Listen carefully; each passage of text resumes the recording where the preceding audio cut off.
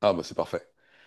Bon bah écoute, super, merci, merci Stéphane pour cette petite entrevue qu'on a laissé, qu'on a fait traîner un petit peu depuis quelques mois maintenant, j'ai l'impression.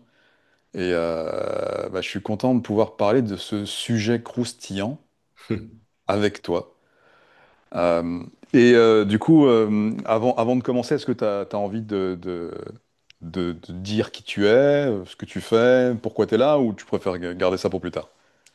Je sais pas, bon, on peut commencer. Bah, déjà, Stéphane, je suis photographe à Paris.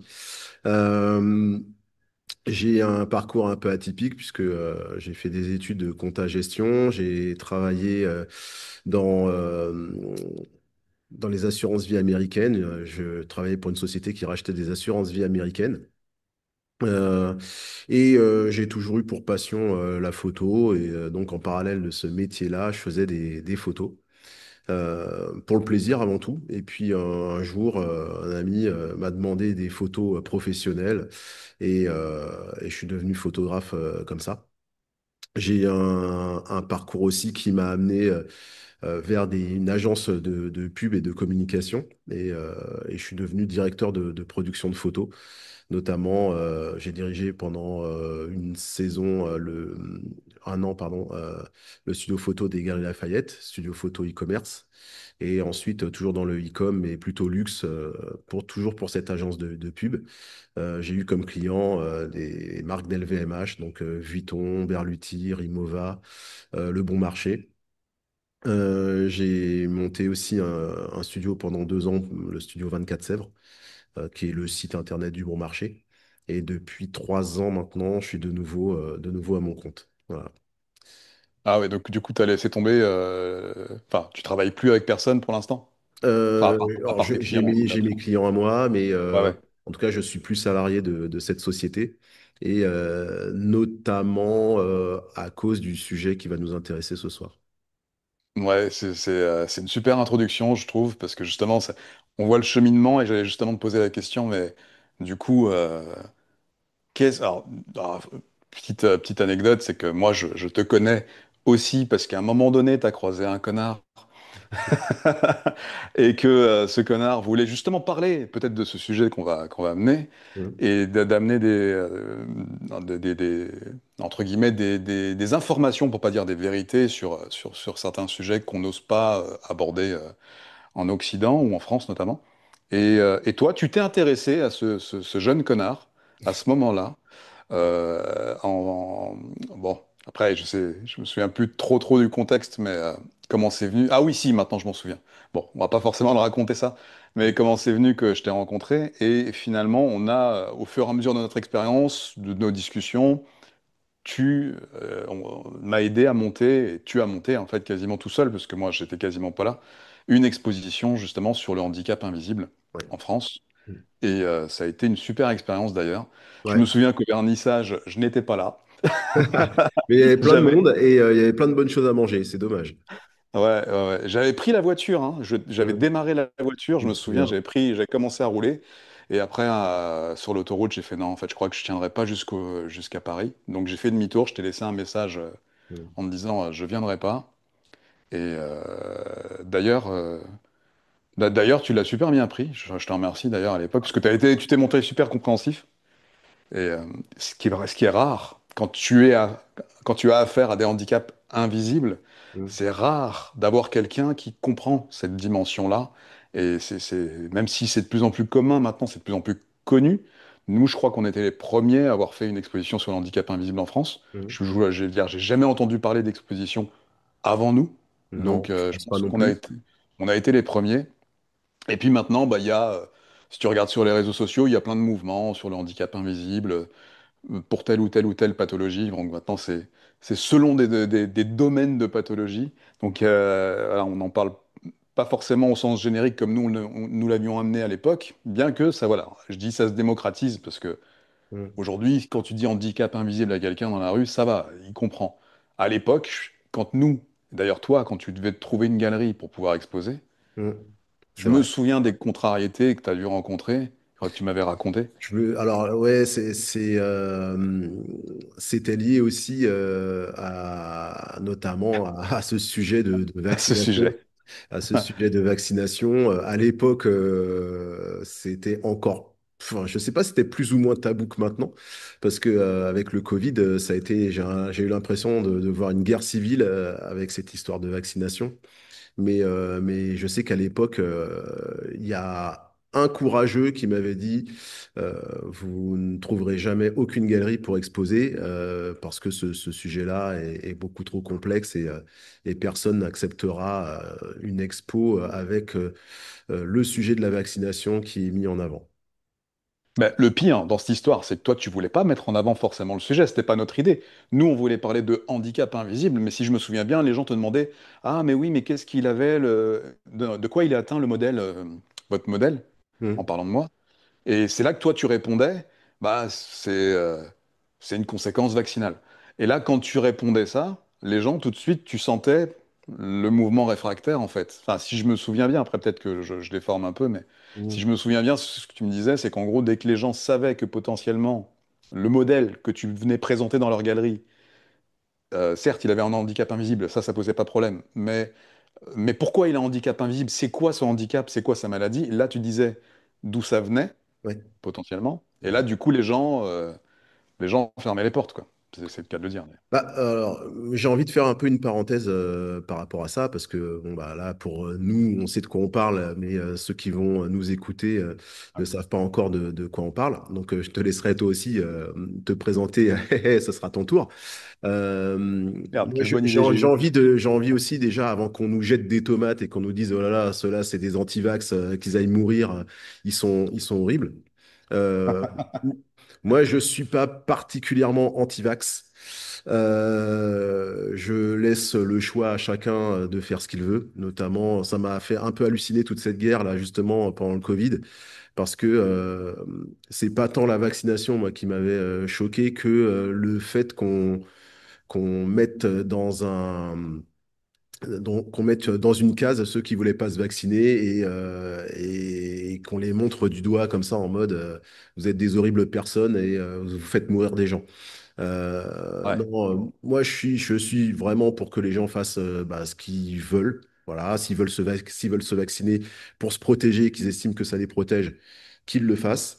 Ceux qui sont réticents, ils ont aussi leurs arguments. Le fait de se dire, ben, un vaccin qui sort un peu de terre comme ça, sans test, et que le test soit mondial à grande échelle, et qu'ils n'ont pas envie d'en faire partie, je trouve que c'est un argument qui se tient aussi. Donc, je laisserai à chacun le soin enfin, de choisir ce qu'ils veulent, quoi, s'ils veulent se faire vacciner ou pas. Toi, t'as ton idée, puisque bah, ce qui t'arrive, c'est une conséquence vaccinale, et c'est réel, pour le coup. Euh, et si j'avais su ce qui t'était arrivé, je me serais probablement pas fait vacciner contre cette maladie-là. En tout cas, pas à ce moment-là. Donc voilà. ouais, c'est assez juste. Alors, du coup, ça me démange de réagir en même temps que tu parlais, mais probablement qu'on va poser les mots au fur et à mesure de la discussion. Bon, tu m'as demandé de me présenter, donc moi, oui, maintenant que je suis là, donc oui, moi, c'est Fabrice avec un vieux pseudo, hein, Tiger's Mind, qui traîne sur Internet depuis environ 17 ans, à peu près. Et en fait, donc oui, je suis atteint d'une- d'une maladie neuromusculaire dégénérative, a priori déclenchée, en tout cas dont un facteur déclencheur serait une vaccination.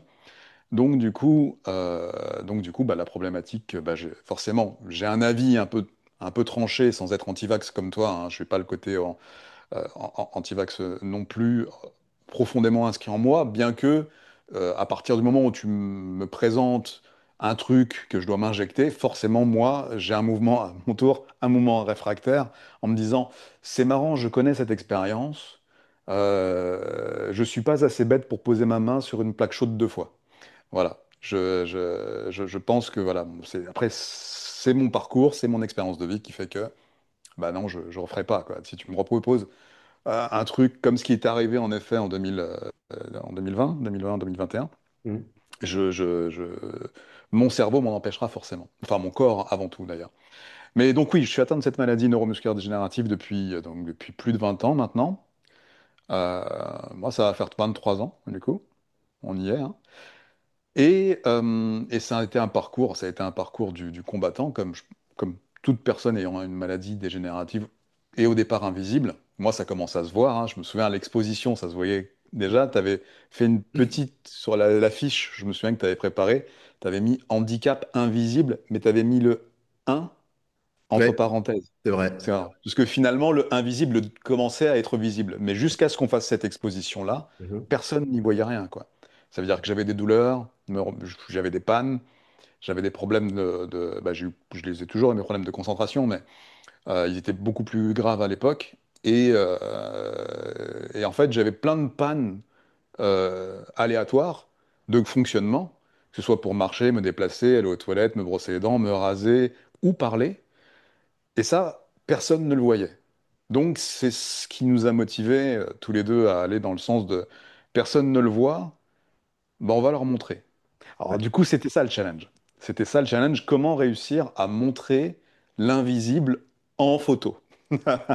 Et c'était ça, c'était un putain de défi à relever, que t'as relevé avec brio. Et d'ailleurs, moi, au-delà de ton talent, parce que ton talent là sur la photo et l'image, elle est indéniable, il est indéniable.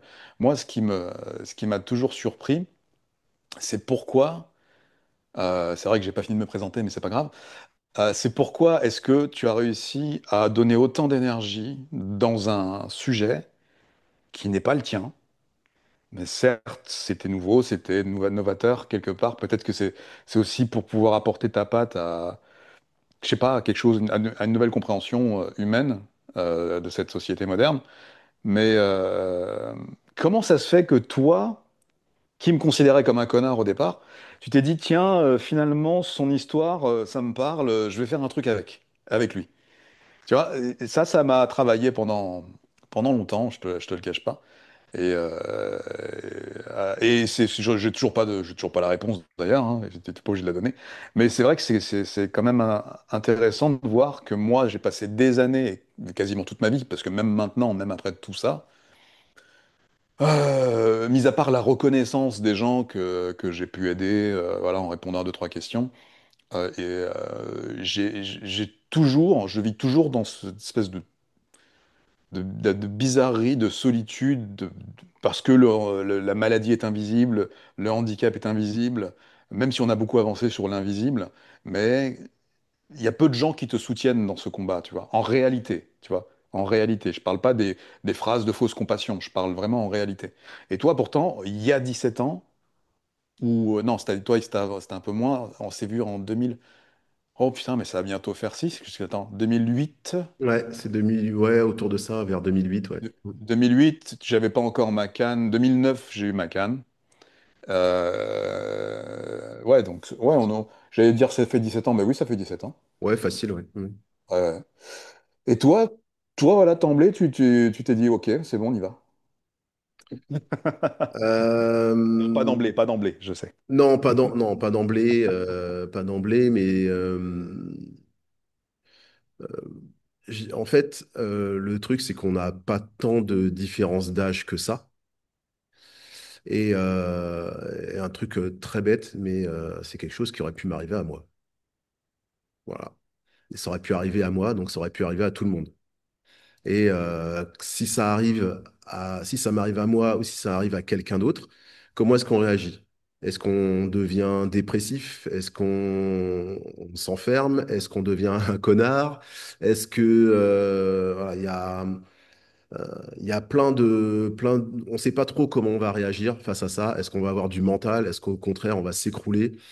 Et j'ai trouvé ce sujet intéressant, notamment, c'est plus déjà comment faire face à quelque chose d'exceptionnel qui nous arrive. Et Et ce sujet-là, il est universel. Il n'est pas lié que à la maladie, ça peut être n'importe quoi. On peut avoir sa maison qui brûle, on peut avoir un enfant malade, on peut, à différentes échelles, on peut juste se casser le bras ou avoir une maladie, on peut perdre son travail et avoir des difficultés pour en retrouver un. On peut trouver du handicap invisible partout, partout, partout, Ouais, partout. Et d'ailleurs, je suis intimement convaincu que chacun d'entre nous, nous sommes des handicapés, nous sommes des handicapés, pardon, euh, et nous avons tous un handicap qui ne se voit pas. Voilà. Donc, à grande échelle, bah, toi, c'est une maladie qui te suit. Maintenant, tu es obligé de vivre avec et de composer avec et d'avancer avec. J'ai trouvé que en parler, c'était un sujet intéressant, mais que euh, ça doit nous ramener à chacun de nous un peu d'humilité et de se dire que bon bah moi j'ai tel problème, c'est peut-être pas aussi grave, je peux peut-être prendre mon courage à deux mains et l'affronter et avancer. Et j'ai trouvé, alors déjà c'était ma première exposition de photos. Et je savais dès le départ que elle ne me rapporterait rien. Elle coûte de l'argent, mais elle rapporte pas. Mais c'est quelque chose, je sais pas, j'étais intimement convaincu qu'il fallait que j'aille au bout au moins de ce projet-là. Voilà. ouais, en tout cas, j'ai vraiment. Bah, je pense qu'on a été très nombreux à être agréablement surpris, parce que moi, c'était agréablement surpris, vu notre rapport à toi et moi, qui n'était pas hyper. J'ai pas le mot jovial, mais c'est pas ça le mot, c'est pas grave. C'était vraiment une belle surprise de te voir, toi, un homme, tu vois, s'intéresser au sujet, sortir les clichés, en, en plus, ça s'est fait tellement vite, ça a été long à la fois, parce que long dans les procédures de recherche, mais à la fois rapidement, parce que le jour où tu as adressé tu m'as dit, tiens, j'ai une date, je me souviens, en plus, j'étais pas bien, j'étais sous traitement, enfin, tu me dis, ouais, j'ai une date à telle date. Je dis, ah, quoi? Bah, tu viens? Bah, hein? Allô? Et enfin, je sais plus comment ça s'est passé, parce que j'étais un peu dans le gaz avec les médicaments, mais c'était une période un peu comme ça. Et là, je fais, ah putain, mais c'était déjà, il y a vraiment une expo? On va vraiment y aller? Parce que moi, pour moi, tu t'essuyais des refus, des refus, des refus, des refus. Donc, du coup, c'était pour moi, bon, en 2029, on y sera encore, quoi. Mais, Pour ça, une petite parenthèse encore, il faut savoir aussi comment fonctionnent les galeries, c'est-à-dire que on peut te laisser un espace et celui qui t'accueille va prendre un pourcentage sur les ventes. ah Euh, oui, voilà. Donc j'arrive avec mon sujet. C'est pas forcément évident de vendre ces photos-là, parce que tu vends des photos de quelqu'un des portraits de quelqu'un qui a un handicap, même si il est invisible. Enfin, on le voyait sur ces photos. Déjà, le sujet était un petit peu lourd. Et ensuite, enfin, il y avait déjà la photo qui était pas facile à vendre et le sujet était lourd. Donc, justement, quand cette personne m'a dit, vous trouverez jamais personne qui vous exposera. Ben, j'ai pris le parti de me trouver un lieu, euh, non pas qu'elle allait m'exposer, mais que j'allais moi-même louer. Si ben voilà, je loue cet endroit et j'en fais ce ouais, que je veux. Voilà. Et donc ouais, ouais. j'ai loué le lieu et j'en ai fait ce que j'en ai voulu. Ouais, tu avais tu avais le droit de faire ce que tu voulais Ouais. dedans. Ouais.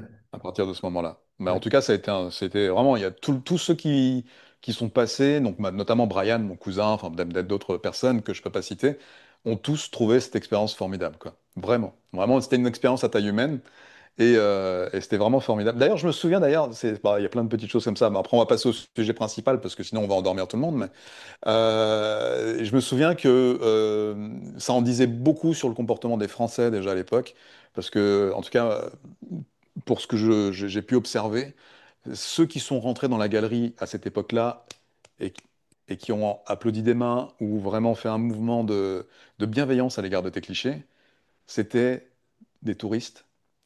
Donc je me souviens, chinois, irlandais, anglais, Mhm. mais t'as aucun Français qui est rentré dedans en disant ah bravo. Alors, Tu vois, aucun Français qu'on ne connaissait pas.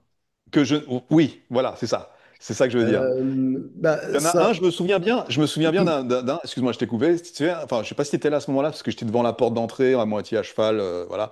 Et il y en a un qui est arrivé comme ça, et qui avait penché la tête et qui avait dit, on peut rentrer? Alors que toi, tu avais mis entrée gratuite, je sais plus comment c'était. très libre. C'est gratuit? Je sais pas si tu étais là ce jour-là. Ouais. Si, tu étais là. Ouais. Ouais. Et là, tu sais, là, tu te dis, mais c'est une expo, tu rentres, tu viens, tu passes un bon moment, quoi. Et alors que, ouais, bon, bref, voilà, je m'emballe. Vas-y, je t'ai coupé la parole, je m'excuse. Non, mais j'ai constaté aussi qu'on les expositions, ou en tout cas les sujets très durs ou polémiques, enfin, ils sont beaucoup à l'étranger. On aime bien faire des expos comme ça sur une guerre qui se passe dans un autre pays, le malheur qui se passe ailleurs, mais c'est vrai c'est très très rare d'avoir des expos, enfin en tout cas, sauf si je me trompe, mais j'en ai pas vu beaucoup d'expos sur des choses négatives qui se passent en France. On va avoir des articles de journaux, on va avoir des journalistes qui vont enquêter ou des choses comme ça, mais des expos photos, par exemple, sur, je sais pas, ça doit exister, mais par exemple, j'ai pas vu d'exposition de migrants, par exemple, sur des migrants, ou j'ai pas vu en France, hein, j'entends. Quand c'est à Oui, oui, j'ai compris. l'étranger, Ouais. quand c'est à l'étranger, on montre plus facilement la misère ailleurs, je trouve.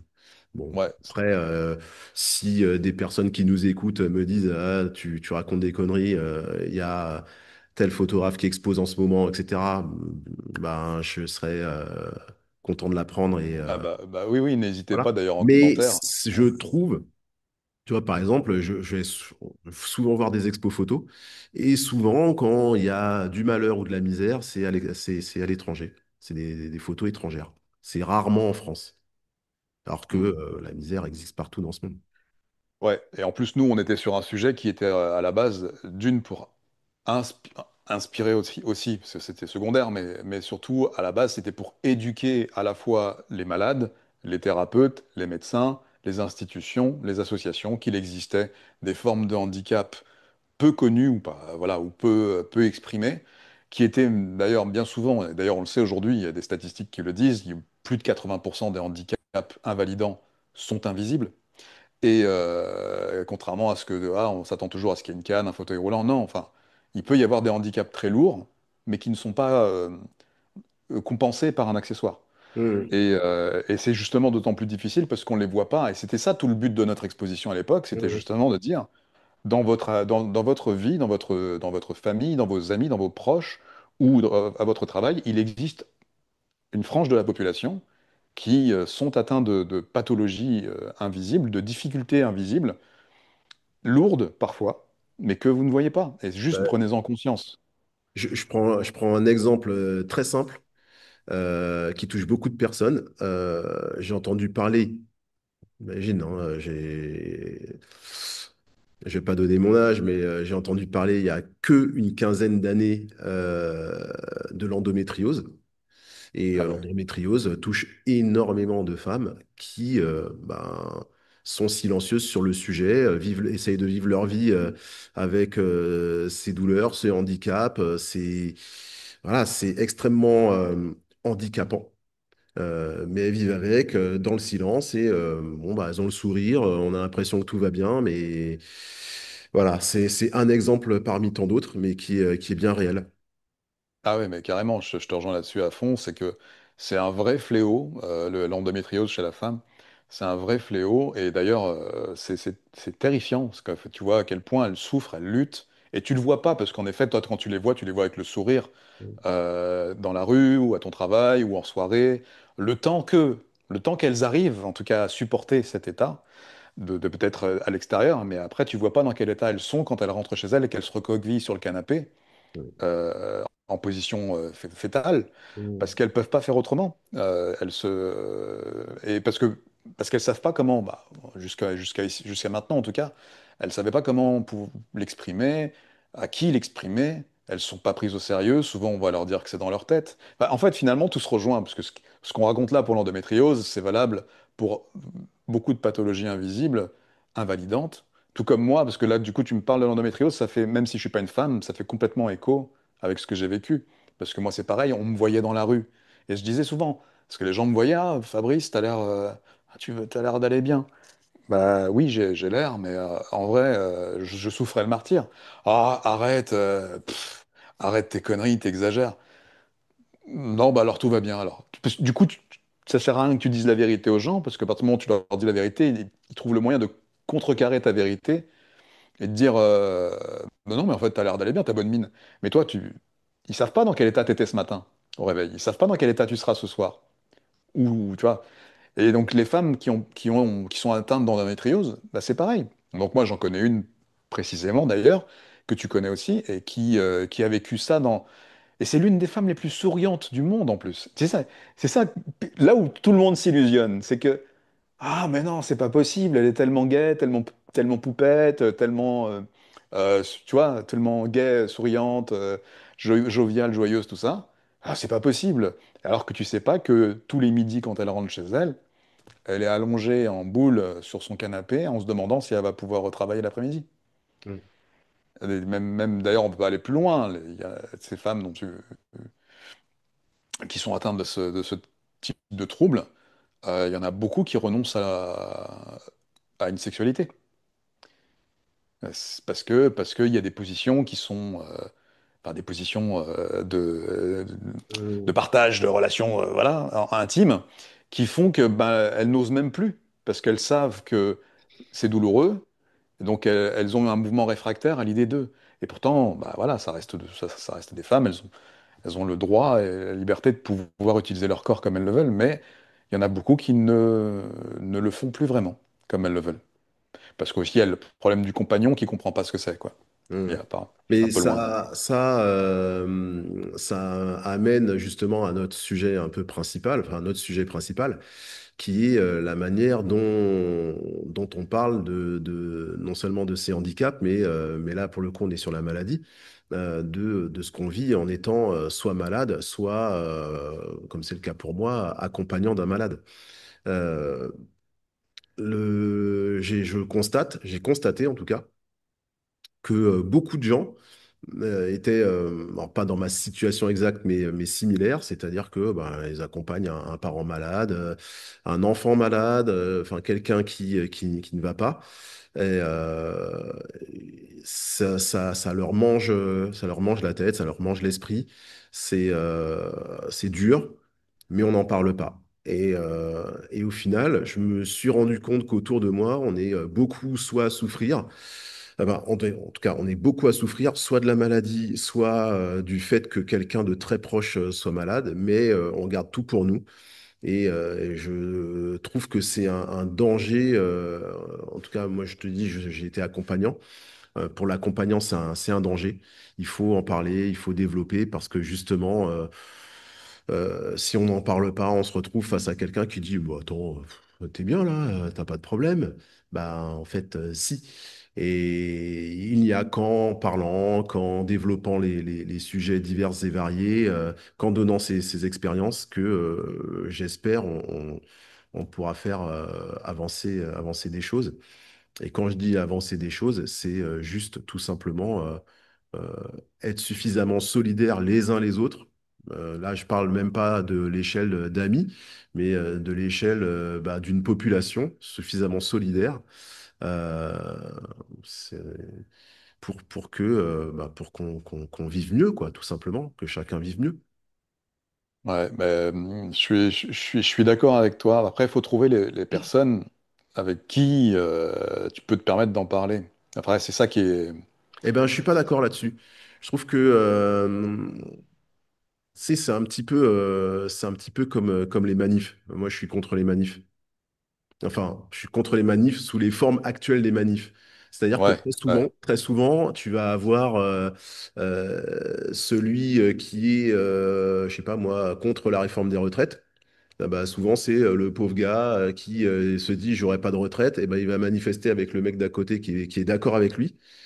Mais celui qui est très riche et qui aura jamais de problème de retraite, lui, il va pas manifester, donc il s'en fout. Mais pour moi, ouais. c'est le très riche qui devrait manifester pour le pauvre. Tout comme, tu vois, on parle de Israël-Palestine. Alors attention, c'est un sujet spécial, mais pour moi, en Palestine, on devrait euh, manifester, enfin, je sais pas, en gros, tu as des Juifs qui devraient manifester pour la paix en Palestine et des Palestiniens qui devraient manifester contre des attentats du 7 octobre. Tu vois, en fait, tu as aussi, je sais pas comment dire, oui, tu vas avoir des femmes qui vont manifester pour le droit des femmes et pour l'égalité. Et pourquoi est-ce que ce ne sont pas les hommes qui manifestent pour l'égalité des femmes? Les femmes, en fait, entre elles, si elles disent, Eh, nous, on veut de l'équité avec les hommes, ben, elles sont toutes d'accord entre elles, donc elles vont manifester, mais finalement, elles manifestent pour elles. Moi, ce que je voudrais, c'est qu'un jour, des hommes manifestent pour que bah, les femmes puissent avoir les mêmes droits, notamment, enfin, pas les mêmes droits, mais l'équité salariale, par exemple, ou des choses comme ça. Je trouve que manifester pour soi, il n'y a pas grand intérêt. Et donc, avoir les bonnes personnes à qui parler de ce sujet-là, ben, je suis pas sûr que ce soit la bonne chose, puisque tu vas être face à quelqu'un qui va être d'accord avec toi. Ou qui, Ouais, je en comprends ce que fait, tu veux dire. Ouais, tu vois, ouais, j'ai envie de toucher des tu, gens. tu- tu veux une réconciliation, quoi. Ben, En- moi, il me semble évident. Là, aujourd'hui, si je parle, c'est pas forcément pour des gens qui sont comme moi, puisqu'ils ont vécu la même chose que moi. Moi, ce que je voudrais, c'est prévenir et en tout cas oui, prévenir des personnes, attention, ce qui va vous arriver, parce que ça arrive à un moment ou à un autre, ce qui va vous arriver, c'est dur, c'est extrêmement dur, vous n'êtes pas prêt, on n'est pas ouais, préparé, et moi personne n'est prêt. j'aimerais qu'on soit prêt, quoi, j'aimerais qu'on soit préparé, parce que ouais, c'est un mur, c'est un tsunami, c'est difficile, vraiment, c'est très très difficile. Bah, et là, du coup, tu parles de ton expérience en France, notamment. Parce que En je sais France, pas oui, si parce ça se que j'habite passerait en France. autrement ailleurs, mais bon. Ouais, Je sais pas comment ça se passe ailleurs, mais en France, oui, parce que ça se passe en France. ouais, ok. Et c'est quand même incroyable, je trouve, que on soit dans un pays où on ait comment dire, du matériel de santé qui soit extrêmement évolué et qu'on ait un système de santé qui soit si faible. C'est-à-dire que Ouais. tu as n'importe quelle maladie, il existe quelque chose. euh, alors, peut-être soit pour te soigner, soit pour analyser, mais le temps qu'il faut pour trouver le chemin, je n'ai même pas le temps qu'il faut pour trouver la chose, le temps qu'il faut pour trouver le chemin pour y parvenir, ça peut durer des années. Alors que c'est des protocoles qui peuvent exister depuis justement des décennies peut-être, Voire mais des siècles. Ouais. voire des siècles. Mais Mm. on est là et en fait, ça me rappelle, il y avait une pub comme ça là où t'avais le mec perdu dans le désert avec, il trouve un plan avec un tout jaune et puis il y a un point rouge et vous êtes là. Ouais, bah ok, je vais où? Bah, c'est un petit peu ça. Et ça, Ouais, eh mais ben, ça rend fou parce que d'une, on perd du temps. Si on perd du ouais, temps, complètement. la vie professionnelle, elle est difficile, la vie personnelle, elle est difficile, la vie du malade, c'est terrible, et en fait, on supporte son malade alors que c'est pas notre métier à la base. On n'est ni infirmier, ni médecin, ni aide-soignant, ni quoi que ce soit, et on est par la force des choses obligé de l'être. Et, c'est pas notre métier. Nous, notre métier, nous, on doit accompagner quelqu'un vers le bon chemin, vers le bon protocole, voir si tout se passe bien. Et normalement, tout doit bien se passer. Mais c'est pas. Euh, mais, mais du coup, là, tu es rentré dans le sujet un peu vaguement. Ouais. Et je ne sais pas si je peux me permettre de recentrer un peu de manière à ce que tu Vas-y, précises les vas-y, choses. vas-y. Ouais. Mais en gros, ce qui t'est arrivé, donc si j'ai bien compris, tu es accompagnant de quelqu'un de très proche qui Ouais. a vécu, qui vit toujours peut-être, je sais pas où en est la situation, euh, enfin, c'est surtout toi du coup qui maintenant vit les conséquences collatérales, je sais pas, du manque de soutien des institutions françaises ou alors j'utilise des mots, pareil, je sais pas si c'est les bons hein, que j'utilise, je pense que ce sera plus simple que tu dises ce qui s'est passé, à partir de quand, Et pourquoi justement bah, tu as envie d'en parler aujourd'hui, quoi. Quel est le processus? Qu'est-ce qui s'est passé? Quel était le point de départ de tout ça et qui t'amène à ce que tu aies besoin, que tu veuilles en parler, alors que jusqu'ici, c'était pas forcément un sujet voilà, c'est pas un sujet qui viendrait te grignoter quelque part pour que, voilà, je sais pas comment dire. Bref, il fallait que tu le vives pour pouvoir en parler, quoi. Ouais. Ouais. Bah, on est en 2025, donc en octobre prochain, ça fera 4 ans que ma mère, qui vivait dans un appartement au rez-de-chaussée. Alors, ça avait beau être un rez-de-chaussée, c'était un petit peu surélevé quand même, parce qu'il y avait des micro-escaliers à monter. Donc, ça va faire 1 an qu'elle a sauté par la fenêtre de chez elle. Elle a sauté par la fenêtre parce que elle a vu chez elle des gens menaçants qui voulaient la tuer. Voilà. Et une petite fille présente chez elle lui a dit enfuis-toi parce que là, enfin, t'es en danger. Et donc, ben, pour échapper au danger, elle a sauté par la fenêtre. Donc, évidemment, ce sont des hallucinations. Ce sont des hallucinations. Ça s'est passé un dimanche après-midi. Je reçois un coup de fil de ma mère. Donc, je vois qu'elle m'appelle. C'est un homme qui répond. Donc, je suis surpris qu'un homme m'appelle, alors que c'est le téléphone de ma mère, c'est le numéro de ma mère. Et il me dit, voilà, j'ai appelé les pompiers parce que votre mère déambulait dans la rue pieds nus en appelant au secours. Parce que, elle pensait que quelqu'un voulait la tuer chez elle. Donc je vais à l'hôpital à l'époque, donc elle habite dans l'Essonne, c'est l'hôpital de Longjumeau.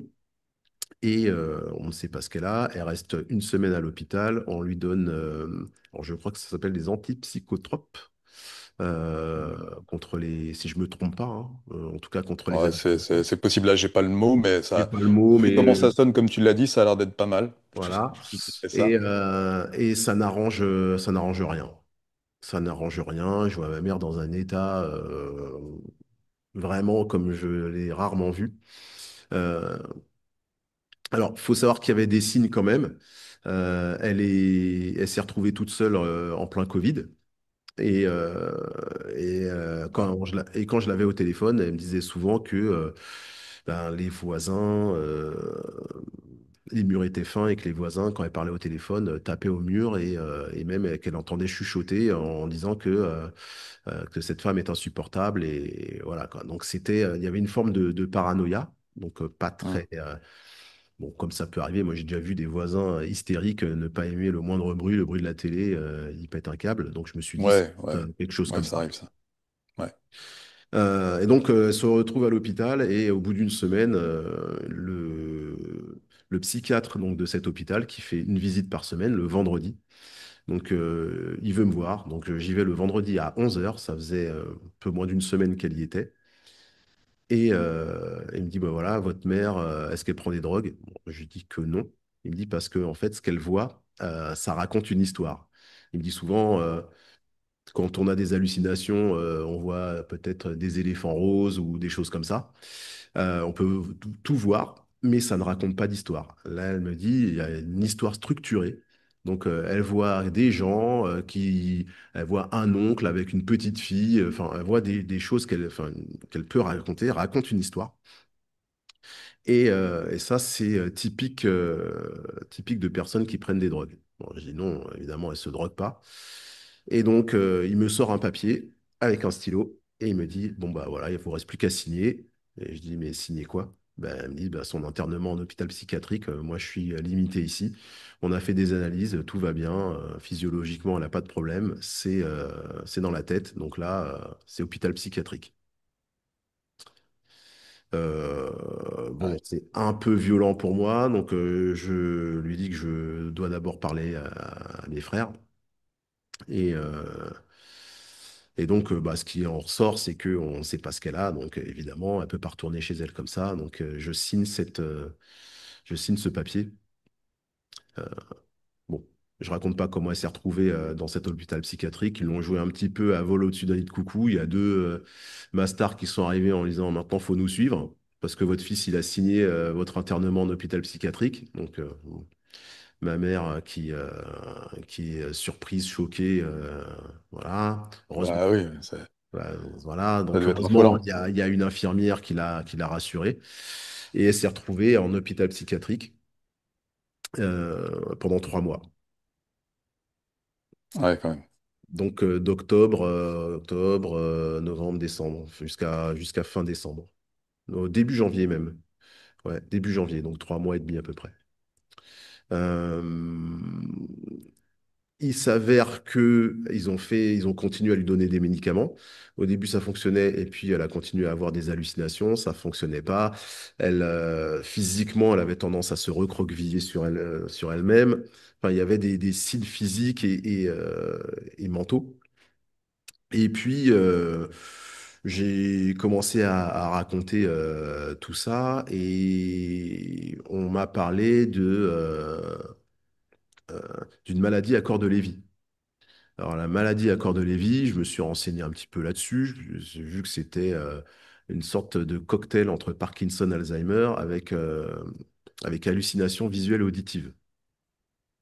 Et j'en ai parlé donc au médecin à l'hôpital qui m'a dit, oula, si c'est vraiment ça, il faut qu'on arrête tout de suite les médicaments parce que ça empire cette maladie. Ouais. Il faut savoir qu'on se retrouve dans une situation en plein Covid où c'est le drame, le pays est presque à feu et à sang, et que ma mère refuse de se faire vacciner parce que elle entend des choses diverses et variées, elle refuse. À l'hôpital, on ne peut pas la vacciner tant qu'elle refuse, même si elle n'a pas toute sa tête. C'est comme ça. Et il s'avère qu'elle doit faire un IRM pour pouvoir déterminer ce qu'elle a d'un point de vue cérébral. Donc, elle fait cet IRM et je n'ai pas les résultats. On ne me donne pas les résultats, je les demande, on botte en touche. Bon, je cherche, je cherche. Je leur dis, mais qu'est-ce qui se passe? Et là, le médecin me dit, bon, on n'a pas fait forcément l'IRM qu'il faut parce que la personne qui a fait l'IRM s'est trompée. On a d'autres résultats qu'on voulait, mais on ne sait pas trop. Bon, la personne qui a fait faire l'IRM était un peu fâchée parce qu'elle n'était pas vaccinée. Enfin, une espèce d'histoire un peu abracadabrante. Euh, et je lui dis, bon, quand est-ce qu'il faut refaire cette IRM? Il me dit, bah, pas avant 3-4 mois, là. J'ai dit, bon, ok. Je dis, mais Ah oui. comment ça? Il s'est trompé et tout. Bon, je n'ai pas non plus envie de faire de scandale. C'est comme ça.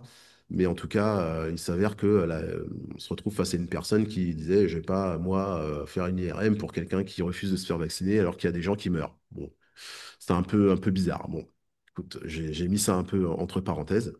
Et très vite derrière, c'était un jeudi, je me souviens, j'étais en plein travail. On m'appelle, de l'hôpital m'appelle à 15 heures pour me dire, faut venir chercher votre mère. Je dis, ok, quand? Elle me dit, bah, aujourd'hui avant 18 heures. Et je dis, mais là, je suis à Paris, je travaille, justement, je finis pas avant 18 heures, je pourrais jamais être là. Il me dit, bah là, c'est 18 heures, sinon on la met dehors. Il y a des cas de Covid à l'hôpital, on veut pas qu'elle l'attrape puisqu'elle n'est pas vaccinée. Euh, donc, euh, donc, faut venir la chercher. Et c'est mon frère qui est le plus proche, lui, qui vient la chercher, du coup. Et on se retrouve chez elle. Elle a on ne sait pas quoi et on ne sait pas quoi faire. Elle ne peut ni aller à l'hôpital, ni aller à l'hôpital psychiatrique. Son médecin traitant est parti à la retraite. On se retrouve juste avec une IRM à faire dans 4 mois et un rendez-vous à l'hôpital gériatrique que l'hôpital psychiatrique avait pris, mais pareil, dans plusieurs semaines. Donc, on ne sait absolument pas ce qui se passe, on ne sait absolument pas ce qu'elle a et on ne sait pas quoi faire. Mais, ouais, pardon. Mais à ce moment-là, on était toujours en période Covid, du coup, hein. Oui, C'était ouais, encore ouais, là. on était On fait encore toujours. en période Covid. Et par contre, il allait avoir quand même une bonne nouvelle, c'est qu'il y a une espèce de variant là où tout le monde l'a chopé, mais qui était vraiment très très faible. Et Ouais. c'est ce variant en fait finalement qui a fait que le Covid s'est définitivement arrêté. Enfin, en tout cas, c'est arrêté et que on À a partir arrêté de de ça. parler de vaccination et que la vie a repris son cours. Ouais, ok. Ok, Euh, ok. mais du coup, on fait ce rendez-vous à l'hôpital gériatrique où on nous pose vraiment énormément de questions, à moi à elle et moi, pardon. Et on nous dit, revenez une fois que vous aurez l'IRM. Bon, on fait l'IRM et c'était du coup, en 2022, en mars à avril 2022, avril 2022. Donc j'ai cherché, j'ai demandé un rendez-vous, on m'a dit on vous rappelle. Voilà, ça fait depuis avril 2022 qu'on doit me rappeler. Ah, ah vraiment? Ouais, ouais, ouais, Donc ouais, ouais, ouais. ça fait 3 ans, du coup. Ouais, ouais, ouais, ça fait 3 ans qu'on doit me rappeler. Pour donner je donne le nom, hein, parce que je donne le nom, c'est à Ballainvilliers, je sais plus, attends, comment il s'appelle, bref, c'est un hôpital gériatrique à Ballainvilliers. Et, Ok. voilà, Donc là, t'as pas. j'ai appelé pendant une semaine. Donc j'appelle, je dis bonjour, voilà, j'ai les résultats de l'IRM, est-ce que je pourrais avoir un rendez-vous? Oui, oui, on vous rappelle. Ok, j'attends un jour, 2 jours, 3 jours, on ne me rappelle pas, donc je rappelle. Je dis bonjour, je voudrais un rendez-vous à l'hôpital. Ah, bah là, oui, oui, on vous rappelle, le médecin est en vacances ou je sais pas quoi. Bon, ok. Tu Ouais. rappelles une semaine plus tard, ah bah là, il est en week-end. Bon, ok. Tu rappelles une semaine plus tard, ah bah là, il est en urgence, mais il finit à 16 heures, mais il vous rappelle demain, promis. Bon. Et puis à un moment, eh ben, on arrête de te répondre. Je sais pas comment, pourquoi, tu appelles. Et comment dire, un message d'attente. Et puis, en fait, tu as le message d'attente toute la journée. Et donc, j'ai appelé tous les jours. Et j'ai eu le message d'attente toute la journée, tous les jours, pendant une T'as semaine. été, t'as été filtré, quoi. C'est-à-dire Pendant une qu'ils voient semaine. ton numéro de téléphone. J'irai pas jusque-là. J'irai pas Ouais. jusque-là, parce que ça, c'est de l'accusation. Euh, mais en tout cas, on ne te répond plus.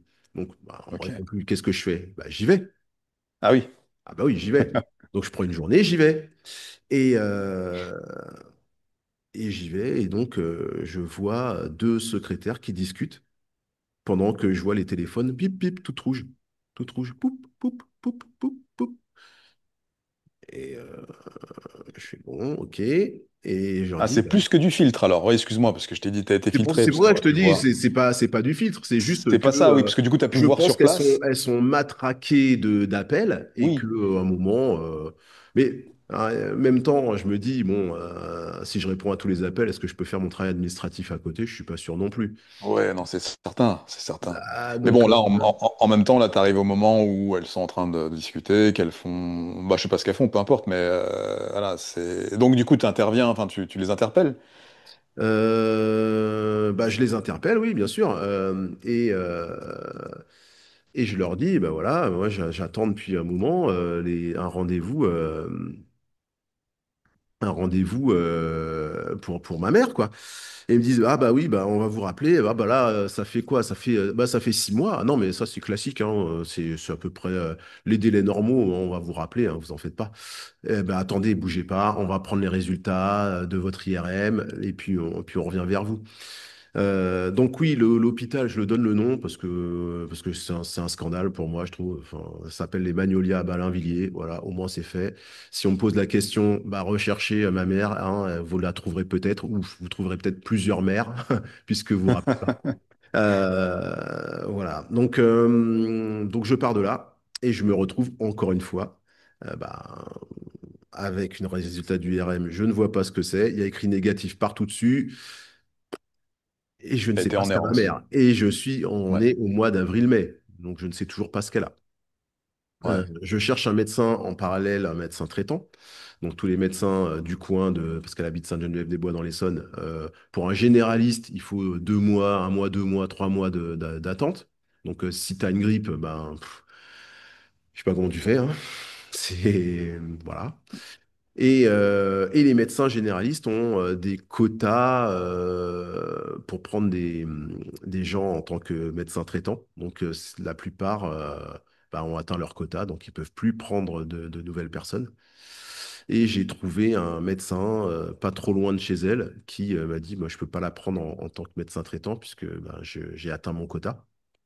Ouais. Donc, je Ouais. lui explique ce qui s'est passé. Et ce garçon, cet homme charmant, me dit, ben, je vois pas trop en quoi je peux vous aider. J'ai- Là, je comprends pas trop. Et je lui dis, ben voilà, j'ai ce résultat d'IRM. Qu'est-ce que je peux faire? Donc il regarde, et puis il regarde le truc, et il me dit, bah là, en fait, ils ont cherché des cellules cancéreuses au niveau du cerveau, et il semblerait que tout soit négatif.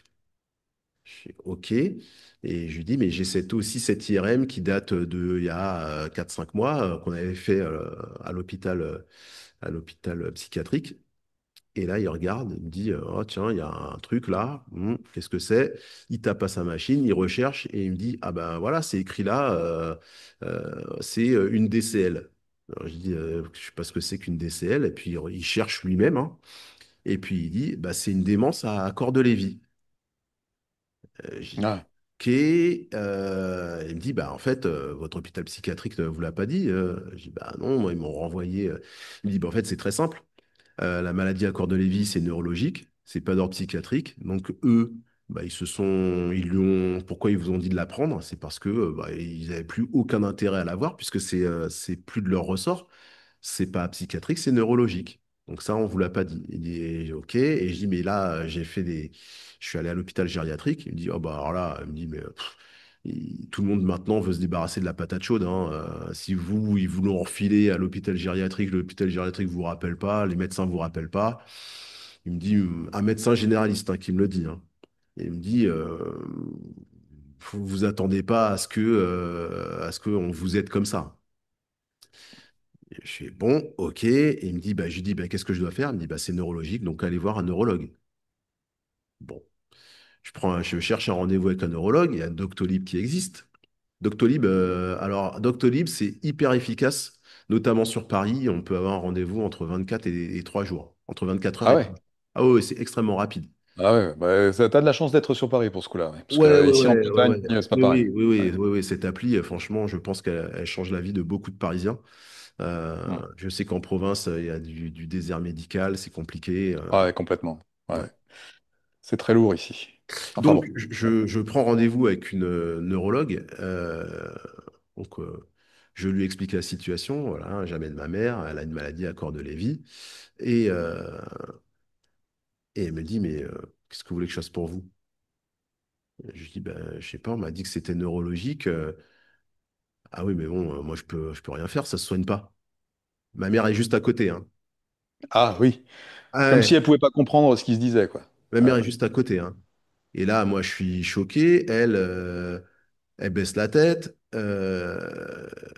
Et je lui dis, mais il y a rien à faire.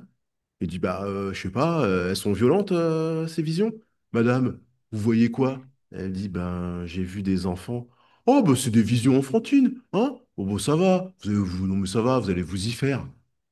Ah, je déteste quand ils font ça. Et donc, je me retrouve face à une femme qui me parle à ma mère comme à une demeurée. Et Ouais, ouais. j'ai la moutarde qui monte. Et pourtant, franchement, je suis probablement la personne la plus calme au monde. Je suis compréhensif, il n'y a aucun problème. Ça peut pas se soigner, ça peut pas se soigner. Je veux dire, voilà. Mais la manière dont Ah non, mais on parle, c'est difficilement tenable. Là, ce c'est que tu me c'est- racontes, moi, ça me c'est- rappelle plein d'anecdotes. Mais ouais, ouais, je c'est comprends. terrible. Et puis derrière, bah, c'est 75 euros. OK, Ouais. merci. Merci, au revoir. Euh, donc, je me dis, bon, là, c'est pareil, mais t'es toujours tout seul, hein. C'est-à-dire que Ouais, là, ouais. t'es seul au monde, avec une Mm. mère qui voit des choses, tu sais pas quoi faire, tu sais pas ce que tu... C'est absolument terrifiant, c'est terrible. Les seuls, C'est- la seule qui ont de la compassion à un moment, c'est les assistantes sociales, parce que finalement, c'est pour commencer, c'est les seuls avec les neurologues qui savent ce que c'est qu'une maladie à corps de Lévy. J'ai cherché, tu vois, par exemple, un exemple tout bête, hein, j'ai été faire à l'époque un certificat médical pour faire du sport. Donc, je demandais aux généralistes, est-ce que vous savez ce que c'est qu'une maladie à corps de Lévy? Ah non, j'ai jamais entendu parler de ce truc-là. Bon. Ma mère fait de l'hypertension, donc il y avait des renouvellements de médicaments contre l'hypertension. Donc, je faisais faire le renouvellement à un généraliste. En parallèle, je posais la question, vous savez ce que c'est qu'une maladie à corps de Lévy? Oh non, jamais entendu parler de ce truc. On est allé voir un cardiologue pour vérifier que tout allait bien au niveau cardiaque, au niveau du cœur. Vous connaissez une maladie à cœur de la vie? Oh non, pas du tout, je ne sais pas du tout ce que c'est. Ouais, Bon, ok. Je peux t'en citer plein, hein. Je suis allé voir les ophtalmos, ils savent pas ce que c'est. Mais le plus choquant, c'est plutôt les généralistes. Les généralistes ne savent pas ce que c'est qu'une maladie à corps de Lévy. Donc, si certains nous écoutent et savent ce que c'est, désolé pour vous, mais j'ai dû franchement poser la question à une dizaine de généralistes. Une dizaine. ouais. J'en ai Et C'est trouvé un seul qui savait. Un seul qui c'est vrai, savait. ouais, Un ouais. seul qui C'est vrai. savait. Et lui, je lui ai du coup demandé s'il voulait bien être le médecin traitant de ma mère. Et il m'a dit, bon, j'ai mon quota, je peux pas normalement la prendre, mais je la prends quand même. Mais par contre, promettez-moi de chercher quelqu'un d'autre en parallèle. Donc, Ouais. c'est ce que Ouais, il a j'ai été fait. cool. Ouais, ouais, c'est ce que j'ai fait. Et, euh, il m'a bien expliqué ce que c'était qu'une maladie à corps de Lévy. Et pas de problème là-dessus, hein. Il me disait effectivement, il n'y a pas vraiment de traitement dessus. Donc moi, en parallèle, évidemment, je me suis renseigné sur tout ce qui pouvait exister. D'ailleurs, une anecdote, un truc très bête, hein, mais je tombe sur une série télé euh, que j'aime bien parce que ça se passe en Martinique, parce que je suis originaire de la Martinique, qui s'appelle Tropique criminel. J'adore cette série. Elle est super sympa. Et dedans, Elle passe, excuse-moi, je te fais une interruption, juste à titre, pour savoir, pardon. Ça passe où? Elle passe sur quelle sur France Télé, plateforme? c'est France 3, je crois. France 3? D'accord, Ouais, ok. d'ailleurs, il y a la dernière saison là, qui va arriver cet hiver. C'est sympa. Ah, Non, mais on en va passer fait, un peu plus de temps dans notre canapé. je regarde un Vas-y. épisode et il y a le médecin scientifique là, de la police qui arrive et qui dit ce type-là prenait tel médicament, ça, ça, ça, ça, ça. Ok, qu'est-ce que c'est? Bah, ce sont les trois molécules qui sont utilisées contre la maladie à corps de Lévy. Et là, je fais un bond sur mon siège. Je me dis comment c'est possible qu'une série télé me donne une information pareille? Un Ah oui, truc, ah oui, puisqu'en un plus truc personne ne familial. connaît, et genre une série une- C'est une te sitcom le parle. truc, hein. Ouais, c'est ça. Ouais, ouais, c'est une sitcom le truc, hein. Une petite série qui sort de nulle part qui me donne une information pareille. C'est même pas Doctor House, quoi. Ah ouais, non, non, c'est même pas Doctor House, c'est vraiment le truc incroyable. Donc bon, Ouais. alors là, je viens avec mon information sous le bras, je reprends ma mère, je retrouve un nouveau neurologue, et là, le mec, je lui dis, je veux ça. Et là, le mec, il me regarde, il me dit, non, mais pour qui vous vous prenez? Vous êtes pas médecin. J'ai dit, non, non, mais j'ai dit, bah écoutez, qu'est-ce qu'on peut faire pour elle? Il me dit, mais il n'y a rien à faire, il n'y a aucun médicament qui existe. J'ai dit, ok, la L-Dopa, c'est quoi? Bah, c'est de la dopamine. Ok, ça, c'est quoi? Bah, c'est pour le traitement contre l'Alzheimer. Ok, ça, c'est quoi? Ça, c'est le traitement contre Parkinson. Ok, bah, dis donc, trois molécules qui font face aux symptômes de cette maladie-là, vous essayez même pas. Il me dit non, non, non, non. Et je dis bah moi je veux essayer quelque chose. Et là, il me sort un truc du chapeau. Il me dit ah bah il existe un médicament contre les hallucinations, mais c'est très contraignant parce que ça nécessite d'avoir au moins une prise de sang par semaine pendant les 3 premiers mois. Je dis ah bah voilà, on va commencer peut-être par ça. Donc effectivement, là, j'ai eu mon médicament, mais en réalité, je me suis rendu compte à ce moment-là que quand je vais voir un médecin, il faut que je sache ce que je veux. Il faut que je sache ce que je veux. Et l'autre information aussi, c'est que si je n'avais pas parlé de cette maladie-là, je n'aurais pas trouvé quelqu'un qui m'a dit, tiens, ça me rappelle tonton Michel là, qui a eu la même chose, qui s'appelle une maladie à corps de Lévy. C'est pas les médecins qui trouvent. C'est Oui, l'expérience de quelqu'un qu'on connaît qui nous amène vers la bonne piste. Et moi, de mon côté, quand j'ai eu un ami qui m'a dit, oh, c'est terrible, qui habite dans un autre pays, il est fils unique, et il me dit, ma mère, elle a fait une crise, elle a des hallucinations, il lui arrive ça, il lui arrive ça, elle a été internée à l'hôpital, il lui donne tel médicament. Et je lui ai dit, alors, tu vas arrêter tout de suite, tu vas demander si c'est pas une maladie à corps de Lévy, tu vas faire ça, ça, ça, tu vas demander ça, ça, ça, ça. Et ben, par rapport à moi, il a gagné 3 ans. Parce que moi, j'ai putain. mis 3 ans avant de mettre en place tout ce qu'il fallait. Et bien lui, Ouais, il est arrivé, je lui ai dit le truc, et ça, il a gagné 3 ans. Et 3 ans de souffrance, de stress, de tout ce qu'on veut. Donc, ouais, c'est pour ça que je parlais de solidarité à très grande échelle. C'est que il faut parler de ce qu'on a, il faut parler de ce qu'on ressent, de ce qu'on vit, parce qu'on croise toujours quelqu'un à qui il arrive les mêmes choses. Il y a toujours une information qui ressort, on connaît quelqu'un qui a fait telles études ou qui a eu telle expérience, et il n'y a que entre nous finalement que ça peut bien se passer. Euh, Finalement, j'ai envie de dire, enfin, j'ai envie de dire, on vient de changer de Premier ministre et on nous parle de budget en ce moment. On nous parle de budget. Il faut faire 44 milliards d'économies, 44 milliards de je sais pas quoi. On veut pas taper les riches, il faut taper les riches. On veut faire des économies en déremboursant certains médicaments, enfin les médicaments euh, ou en tapant sur la santé, ou on veut ponctionner sur les retraites. Enfin, il y a tout un tas de pistes comme ça, enlever un jour supplémentaire, un jour férié, pardon, pour gagner de l'argent. ouais, Mais, ouais. mais en réalité, franchement, je vais être très honnête. Et là, c'est vraiment une piste. Là, je m'adresse à tous les politiques possibles et imaginables. Commencer par faire un système qui fait que quand on a un problème médical, on aille vers sur la bonne route. Parce que 3 ans comme ça, mais je ne sais pas combien d'argent j'ai pu dépenser, combien d'argent j'ai pu dépenser en médecin, en, en analyse, en choses diverses et variées qui ont servi absolument à rien. Et je ne parle que de mon expérience personnelle. On est quand même, je ne sais pas, à plus de 60 millions de Français. Euh, C'est... Si on est bien plus efficace, je jure qu'on peut faire des économies de dingue. J'en suis plus que convaincu. Je ne sais pas combien j'ai dépensé en médical, alors que si on sait tout de suite ce qu'il faut faire, on sait tout de suite vers qui s'adresser, mais non seulement on est efficace, mais en plus, enfin, on arrête le gaspillage.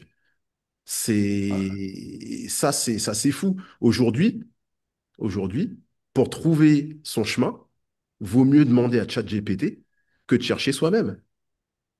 Mais je le dis avec le plus grand sérieux du monde. C'est horrible, hein, mais c'est comme ça. Aujourd'hui, ChatGPT est bien plus efficace dans l'orientation que n'importe quel médecin. Non, mais c'est vrai parce que ChatGPT a cette particularité, c'est de pouvoir chercher dans le panel d'informations qui a déjà été publié sur la toile. Alors, c'est non seulement dans le panel d'information, mais j'imagine aussi dans les avis. Parce que finalement, moi, je parle d'un réseau social à grande échelle où chacun donne son expérience. Mais si cette IA va chercher aussi les avis divers et variés et trouve une solution, ben, tant mieux. Et ça, Hmm. c'est un vrai problème. Moi, si je te parle Là, ma mère, elle est en EHPAD aujourd'hui depuis 5 mois maintenant. Mais si je te parle aussi de mon parcours depuis un an, juste la dernière année, mais entre octobre et décembre, j'ai vécu un enfer. Mais j'ai vécu un enfer. C'est-à-dire que j'ai tapé je me suis fait un burn-out plus. Euh, alors, un burn-out classique, tu peux rester chez toi au fond de ton lit, à ne plus bouger, à pleurer et à avoir envie de mourir. Bon. Mais le burn-out, comme je l'ai vécu, en fait, il fallait en plus que je continue de m'occuper de ma mère. Donc Ouais. j'ai eu des maux de dos jusqu'à aujourd'hui, j'ai encore mal au dos. Euh, Enfin, c'est absolument terrible. Je donne un autre exemple. Elle a une boule au niveau du ventre qui est sortie un jour. Donc, sachant pas ce que c'est, on va voir son médecin traitant, puisque son médecin traitant, c'était le meilleur, hein, celui qui avait trouvé la maladie à Cordelévy. Et là, il me dit, ça ressemble à une hernie de la ligne blanche, et pour ça, il m'a envoyé vers un spécialiste. Ce spécialiste, je vais le voir, il me dit, bon, c'est bénin. En gros, là, vous avez 90% de chances qu'il ne se passe rien quand elle aura 15 ans de plus. Dans 15 ans, elle aura 90% de chances qu'il ne se passe rien. Donc aujourd'hui, on arrête là. Ok. Toi, il me donne une statistique pour ces 15 ans plus tard. C'est un Les peu 15 ans à bizarre. venir. Ouais. Ouais, c'est même pas dans les 15 ans à venir, c'est dans 15 Oui. ans. Ce qui se passera dans 15 ans, jour pour Dans jour, quoi. 15 ans, elle aura Ouais. 90% de chances ou 10% de chances que ce soit grave. Elle n'aura que 10% de chances que ce soit grave. Dans 15 ans. Hmm. C'est Euh, bizarre comme statistique, d'ailleurs. c'est bizarre comme À faire. statistique. Mais tu sais, Ouais. il y a une statistique bizarre, hein. Je crois qu'il y a une statistique qui dit que deux tiers des malades, des malades souffrant de la maladie à corps de Lévy ne savent pas qu'ils ont une maladie à corps de Lévy. Donc, comment on fait une statistique sur des gens qui ne savent pas qu'ils ont une maladie? Oui, c'est sûr que après on peut remplir le tableau avec les chiffres qu'on veut, quoi. Voilà, Euh, donc c'est un peu étrange. euh, Non, mais voilà, il s'est passé plein de choses. Enfin, franchement, le médical, j'en reviens, c'est absolument terrifiant. Euh, ouais. je fais une visite de contrôle chez son gynéco. Son gynéco me dit, oh là là, il y a des polypes au niveau de l'utérus, il faut enlever avant que ce soit cancérigène, cancéreux, pardon. Euh, il m'envoie vers une clinique, et celle-là, j'ai pas de honte à la donner non plus. On va avoir tous les noms. Ah bah Ah bon, attends. après cette vidéo, faudra plus aller nulle part, Ah les bah gars. oui, la clinique de l'Ivette, fantastique. La clinique de l'Ivette, elle se fait opérer. Alors là, la clinique de l'Ivette, comment dire, un braquage absolu. Ils te prennent un argent phénoménal, c'est-à-dire qu'elle doit se faire opérer, mais tu as un surplus de 700 balles. Le radiologue, il prend 500 euros. Le médecin, il prend 700 balles. Tu fais une IRM, il faut rajouter 50 ou 100 euros. Euh, bon, elle aura besoin d'une télé après son opération. Vous voulez pas louer la télé? Ouais, ok, combien? Ah bah, il y en a pour 70 ou 80 balles. Tu regardes la télé, c'est une Game Boy. Je pense que Oui. tu l'achètes dans le commerce, elle coûte 120 euros, même pas. Ah, ouais. Et elle, c'est absolument terrible, hein. Je l'amène un jour à 13 heures dans cette clinique pour qu'elle se fasse opérer. Donc, je dois la récupérer le soir pour la ramener chez elle. Euh, bon, 18 heures, toujours rien. 18h30, toujours rien. 19 heures, ah bah, on part au bloc.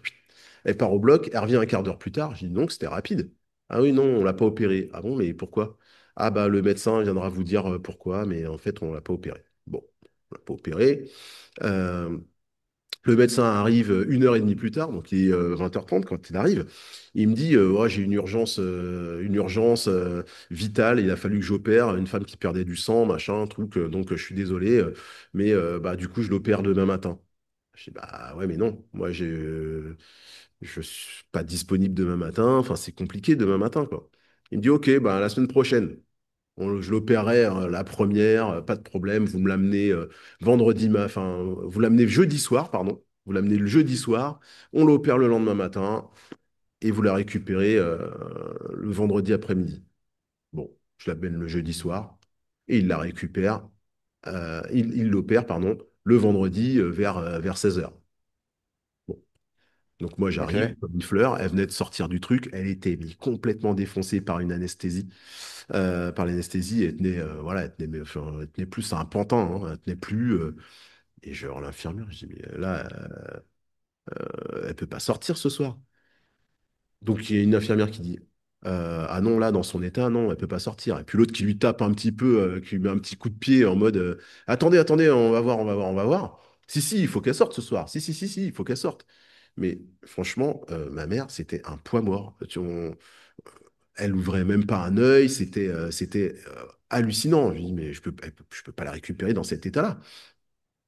Euh, et l'infirmière qui arrive avec un gant mouillé, qui lui passe le gant sur le visage. Madame, faut vous réveiller, madame, faut y aller. Une autre qui arrive avec un fauteuil roulant. Et là, pareil, tu as envie de prendre les deux et de les jeter par la fenêtre, hein. Et encore une fois, je te dis, je suis vraiment le mec le plus patient du monde, quoi. Et je lui dis, bon, plutôt que de m'énerver, je vais la ramener chez elle, parce que là, ça, c'est pas possible, quoi. Et donc, tu soulèves un poids mort. Je la Ouais. ramène chez elle. Le médecin qui me dit en partant, enfin avant de partir, ouais, non, tout s'est bien passé. Bon, il y aura peut-être deux, trois petits saignements, mais rien de foufou, c'est normal. On se revoit d'ici un mois. Ouais, bah, les saignements, ils ont duré une semaine. Pendant une semaine, elle saignait, quoi. On ne savait pas ce qu'elle avait. Moi, je l'ai amenée du coup chez son généraliste qui, lui, contacte l'hôpital un hôpital à Corbeil. Tu vois, je donne encore le nom. Et il me dit, il appelle, il fait, voilà, j'ai une urgence, il y a son fils qui l'amène, il y a une probable anémie, est-ce que vous pouvez faire une vérification post-opératoire? En parallèle, moi, j'ai appelé la clinique pour avoir le médecin. Donc, bah, ils sont pas ouverts le lundi. Je crois que tu peux appeler du mardi au jeudi ou un truc comme ça, entre 11h et 15h, enfin un truc. Entre 9 heures et Non, 16 non, heures. mais Ouais. enfin, faudrait que je vérifie, mais Entre 9 heures et 11h30 et puis entre 13h30 et ouais, 14 heures. ouais, un truc de fou comme ça. Le mardi et le jeudi. Oui. Et Je puis vois. l'infirmière enfin la secrétaire qui me dit, bon, j'appelle le médecin, enfin, je vais vers le médecin et je reviens vers vous. Bon, je reçois une notification Doctolib, prise de sang à faire de l'hôpital, enfin de la clinique de l'Ivette. C'est-à-dire qu'elle De la est allée voir le clinique. médecin, elle est allée voir le médecin, plutôt que de me rappeler, elle m'envoie une notification Doctolib pour faire une prise de sang. Ah, donc en gros, si tu n'avais pas regardé ton application Doctolib, déjà en plus, tu l'aurais pas su. Alors, je l'aurais su parce que j'ai une notification, Oui, toi, tu demandes à voir les notifs. Ouais. j'ai une notif, mais pas pris le soin de me rappeler. Et en Ouais. plus, je lui dis qu'elle est en train de perdre du sang, qu'elle ne tient plus debout, que ça va pas, qu'elle est pas bien du tout. Donc, elle me dit, on va aller faire une prise de sang. La réponse que j'attends, moi, c'est amenez-la moi de toute urgence. Non, non, c'est Bah oui. prise de sang. Non, Donc, non, mais on a un système de santé formidable, hein. Mais moi, pour l'instant, j'ai pas eu le temps de cracher sur quoi que ce soit. Mais je sais pas si je vais avoir le temps de le faire. Mais on a un système de santé formidable actuellement. je me retrouve à cet hôpital de Corbeil et il y a quatre personnes devant nous. Bon, quatre personnes devant nous. Donc, Quatre personnes, 6h30 d'attente. non, non, mais quatre personnes, j'arrive devant la secrétaire et tout, qui me dit oui, oui, on va venir vous voir. Une heure, deux heures, trois heures. Et j'y vais et tout. Je dis, mais j'ai même pas donné son nom encore, hein. Je dis, mais j'ai même pas donné son nom. Oui, oui, oui, on vient vous voir, on vient vous voir. Et là, il y a un gars qui est assis là, qui me dit il est, quelle heure il devait être 16 heures par là. Et le type me dit moi, je suis là depuis 11 heures. Et il y a que quatre personnes. Et ça n'a pas bougé, quoi. Et ça n'a pas bougé. Et je fais, bon, bah, laisse tomber. Je rentre à la maison. Je rentre chez moi avec ma mère qui est presque dans un état comateux. C'est limite dangereux ce que je fais, hein, vraiment, hein. Oui, oui, Je oui, parce qu'elle peut très bien à tout moment chuter, ouais, mal ouais, chuter, ouais, quoi. ouais, je la Ouais. ramène et là, elle commence ouais, elle dort, elle dort, elle dort, elle dort, elle dort. Et puis, elle se réveille. Et puis là, elle appelle au secours. Elle appelle son père au secours. Euh, Euh, elle voulait aller aux toilettes, mais elle avait peur d'aller aux toilettes. Donc, je l'ai portée, moi, jusqu'aux toilettes.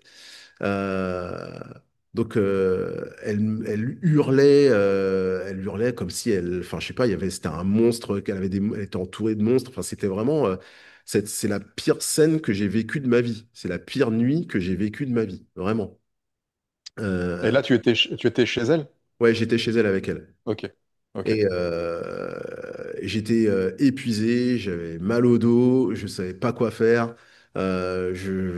J'étais dépité, j'étais vraiment, vraiment, vraiment au bout du bout de ce que j'avais pu faire.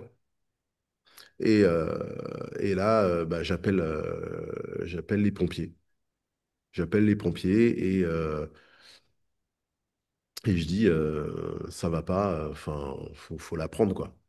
Mais les pompiers arrivent, les pompiers extraordinaires.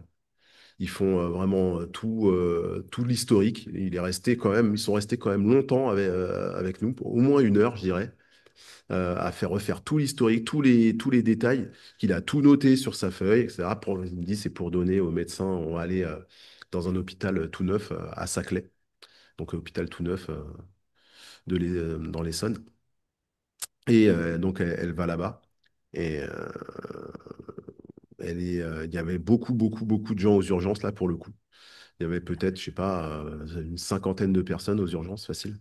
50, 60 personnes. Et une charmante secrétaire qui me dit, bah là, rentrez chez vous, de toute façon, vous aurez aucune nouvelle avant cette nuit. Donc, on vous rappellera, ça sert à rien de rester là, on vous rappelle. Et effectivement, on m'a rappelé en pleine nuit, la médecin qui m'appelle et qui me dit, bon, vous êtes encore en salle d'attente? Je dis, bah non, non. Il me dit, parce que là, vous pouvez récupérer votre mère, elle a une grippe B. Quoi? Une grippe B. Une grippe B? Ouais, il y a grippe A, grippe B. Une grippe B. Ah, Voilà. ok. Bah, ouais, bah, du coup, vas-y, Bon, poursuis. elle a une grippe B. Et, euh, et je lui dis à cette femme, je dis, alors, je suis plus aux urgences, on m'a dit de rentrer. Et ensuite, je ne peux absolument pas la récupérer parce que, ben, déjà d'une, elle a une maladie à corps de Lévy. Et avec cette grippe, je ne sais pas du tout comment faire. Elle me dit, ah, elle a une maladie à corps de Lévy, vous dites? Je dis, oui, oui, tout est inscrit sur sa fiche que les pompiers ont remplie. Ah, attendez, j'avais pas regardé. Donc, elle regarde. Elle dit, ah oui, effectivement. Il dit, bon, ben, on va la garder. Et comme il n'y a pas de médecin ce week-end dans l'hôpital, Ouais, donc il y en a aux urgences, mais dans l'hôpital même, il n'y en a pas ce week-end. d'accord. Le Ils week-end, sont que aux urgences à ce moment-là. Oui, ok. ouais. Il n'y en a pas, il n'y en a pas. Donc, bah, revenez lundi et vous verrez un médecin pour voir pour la suite. Et la suite a été terrible parce qu'en fait, elle avait donc cette grippe B. À un moment, elle n'arrivait plus du tout à parler. Euh, Elle a commencé à perdre du poids. Et puis à un moment, un jour, elle se relève, elle a un peu de poil de la bête, elle commence à nous reparler et tout, à reparler correctement. Et 2 jours plus tard, c'était presque le coma. C'est-à-dire qu'en fait, ils l'ont mise sous perfusion et sous respirateur. Elle n'arrivait plus à respirer du fait de la grippe. Donc elle a eu les poumons qui se remplissaient de liquide. Et, euh, et une nuit, quelques jours après, une nuit, un médecin m'appelle, vers minuit, hein, il m'appelle, hein. Je Bah, décroche. c'est dingue qu'il puisse t'appeler à cette heure-là. Mais c'est bien. Non, mais il m'appelle vers minuit et il me dit, écoutez, il y a un truc qu'on n'a pas vu. Euh, Votre mère, en fait, elle a fait une occlusion intestinale. Ok. Je fais une occlusion intestinale. Je fais OK, d'accord. Et il me dit, ben là, je vous appelle parce que je voudrais savoir si vous voulez qu'on opère. Et je lui dis, mais je sais pas, je suis pas médecin. Je sais pas moi s'il faut qu'on opère. Enfin, c'est vous le spécialiste. Je peux pas dire moi. Et il me dit non parce que bon, voilà, il faut quand même qu'on demande votre avis, tout ça. Et puis je lui dis attendez, ce que vous essayez de m'expliquer, euh, c'est si je fais une forme d'acharnement thérapeutique, c'est ça? C'est en gros, j'opère, on opère ou on la laisse partir. Il me dit, ben, c'est un peu ça. Si on opère, elle a une chance, mais c'est pas garanti. Et si on n'opère pas, bon, bah, elle a moins de chance, mais bon, on peut la mettre sous, je sais plus quoi, sous morphine ou je sais pas quoi. Enfin, voilà. Bon.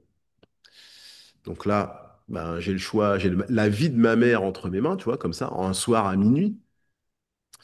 Et, euh, et je rappelle très vite et je me résigne pas à ce qu'elle parte comme ça. Et pourtant, je peux te dire que dans les 3 ans, je me suis dit, cette maladie-là, elle est absolument terrible de voir tout le temps des gens, de pas savoir, de jamais savoir où on se trouve, de pas reconnaître forcément euh, les gens qui sont en face de soi. Enfin, c'est une maladie terrible, hein, vraiment terrifiante. Et je me suis dit, non, mais là, si j'avais le choix, elle partirait tranquillement. Et ce choix-là m'a été donné et j'ai pas pu le faire. J'ai pas pu le faire. Donc, elle a été opérée et, euh, et s'en est très vite remise. Elle s'en est très vite remise. Donc c'était Pour- un bon choix. Donc c'était un bon choix. Mais pourquoi elle s'en est très vite remise? C'est parce que bah, comme elle a des pertes de mémoire à court terme, en fait, elle a même oublié qu'elle avait été opérée très vite. Ah oui, Ouais. ah oui, d'accord. Oui. Tu sais que tu as été C'est opéré? vrai Ah que- non, ah bon? Mais si, là. Ah bon, non. Ouais, ça évite de s'inquiéter, du coup ça crée pas de stress, du coup bah tu ça va. Exactement, Ok. exactement, exactement, Ah, exactement. Et après, ça a été l'enfer de la recherche, enfin l'enfer. On va dire que ça a été la recherche d'un EHPAD. Et ça aussi, ça prend beaucoup de temps parce que il faut choisir le bon, il faut choisir en fonction aussi de ses revenus. C'est un ouais. chemin, c'est un chemin de croix aussi de chercher un EHPAD. Donc, Ouais, j'imagine. comme Paris, région parisienne, c'est très cher. Je suis même allé en province pour en rechercher un. Donc, j'en ai trouvé un qui est extraordinaire. Et là, je dis le nom aussi, parce qu'il faut dire aussi le nom quand c'est extraordinaire. Donc, c'est la roseraie à Brie-contre-Robert. Les personnes qui bossent sont exceptionnelles, donc il faut le dire aussi. C'est dans le 94? C'est 77 vers Melun. Enfin, Sept Ouais, ok. c'est le groupement hospitalier de Melun. Ouais. Et bon, ça fait un peu loin pour moi, mais en tout cas, voilà, c'est un très bel C'est un bel endroit. l'endroit est bien placé, pardon, et les soignants s'occupent bien des personnes. Ah, ouais. Donc c'est une unité Alzheimer. Donc, mais voilà. Mais c'est voilà, c'est un chemin de croix, ça dure des années.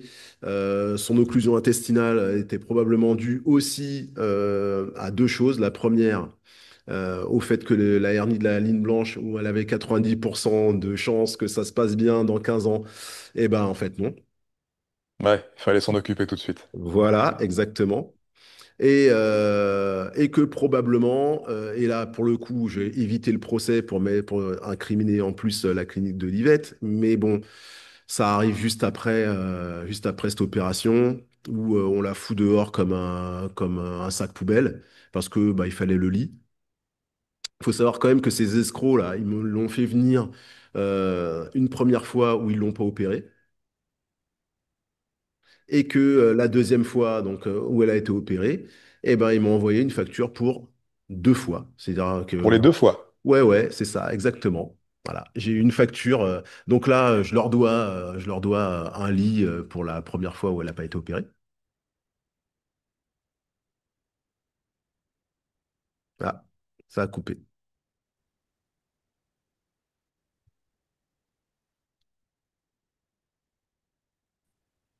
Tu m'entends? Ouais. Ah, Attends. ça a coupé. Ouais, c'est ma connexion Internet qui a sauté, mais je suis... Elle bouge pas, hein. Je contrôle, mais en fait, c'est ce que je contrôle depuis tout à l'heure. Mais normalement, quand elle saute ici, je bascule sur un autre routeur. Hmm. Et de mon côté, je ne t'ai pas entendu. Ah, on n'est pas en train de rater le meilleur moment de ce podcast. Moi, je ne sais pas si tu m'as entendu du coup, Je mais moi, t'entends en très gros, bien. ma connexion Internet a Ouais, sauté. ouais, ta connexion Internet a sauté. Ok, Ouais. Normalement, ça bascule sur un routeur, mais elle voilà. a sauté et voilà. Mais du coup, le temps du basculement fait que je Ah, ouais. perds.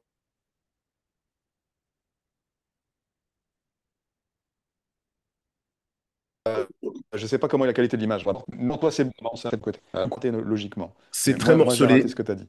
C'est très Mais c'est pas morcelé. grave, le répète pas. Ah, c'est morcelé là? Ouais. Ok, bouge pas.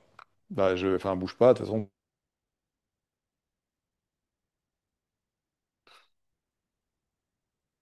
Bouge. Voilà. Normalement, normalement, je suis parti me connecter automatiquement sur une autre connexion. Logiquement, tu devrais m'entendre. Je t'entends, mais le problème, c'est que ton image se fige.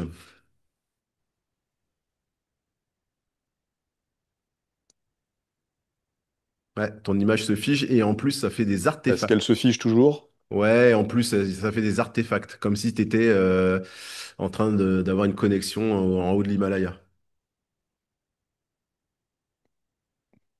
Bon, bah, écoute, ça devrait se stabiliser logiquement. Bah, c'est pas grave. De toute façon, de ton côté, ça a été en même si moi, je t'ai pas entendu.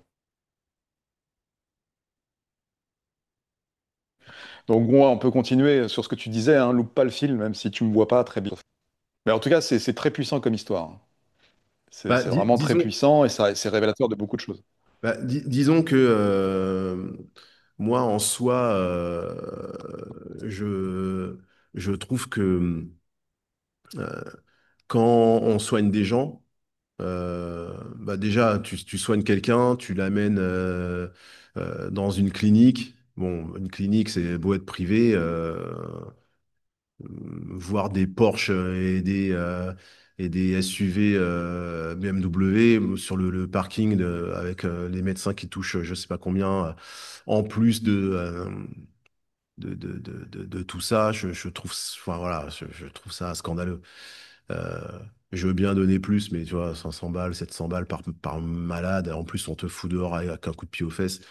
Je trouve ça pitoyable. Voilà, je le dis. Euh, et je pense que, encore une fois, on parle d'économie, on parle d'efficacité. Ben, l'État devrait mettre son nez là-dedans, tout simplement.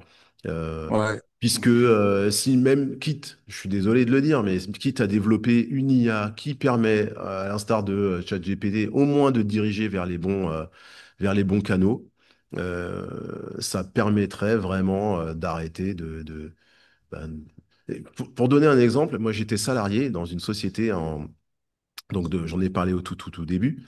Euh, Bah, je suis parti de cette société pour me remettre à mon compte pour avoir le temps de m'occuper de ma mère. Parce que en tant que salarié, ben, on a des obligations d'être sur place dans son entreprise. On peut pas être réactif. Donc moi, voilà, je suis devenu comment dire, entrepreneur par la force des choses. Bon, j'aime bien l'entrepreneuriat, mais bon, j'avais un job que j'aimais bien et, euh, et je suis parti pour ça. Et Ben oui, du coup. combien de gens sont dans cette situation-là? Tu vois, moi, ça me fait un peu rire quand on me parle de sucré des jours fériés, parce qu'il y a énormément de gens déjà qui travaillent les samedis et les dimanches. Les personnes qui sont à leur compte, moi j'en connais plein qui bossent le week-end. Et ensuite, combien de journées j'ai perdu pour pour un seul rendez-vous médical? Euh, je te donne encore une fois l'exemple. Ma mère habite à Sainte-Geneviève-des-Bois, dans l'Essonne. C'est à moins d'une heure de Paris, en train, en En transport. train? Ouais. Ouais. Moi, j'habite Suresnes. Donc, pour aller de Suresnes à Sainte-Geneviève-des-Bois, bah, ça va me prendre une heure et demie, 2 heures. Donc, je vais aller la récupérer. Je vais la ramener à Paris pour son rendez-vous médical. Parce que bah, près de chez elle, il y a pas ce qu'il faut, on ne peut pas prendre rendez-vous rapidement. Euh, Elle a son rendez-vous, je dois la ramener ensuite chez elle et ensuite rentrer chez moi. Bah, c'est une journée. Un rendez-vous médical, Ouais. c'est une journée.